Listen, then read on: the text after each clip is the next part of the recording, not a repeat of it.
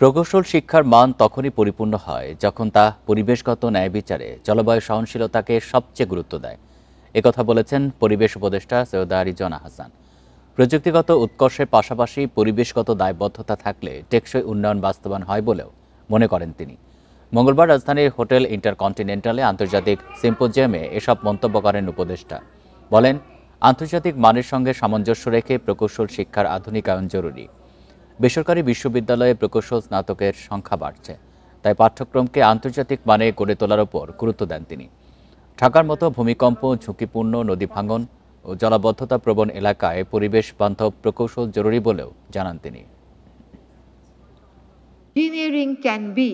প্রকৌশলীরা যেসব সিদ্ধান্ত নেন তা দেশের উন্নয়ন ধারাকে গভীরভাবে প্রভাবিত করে।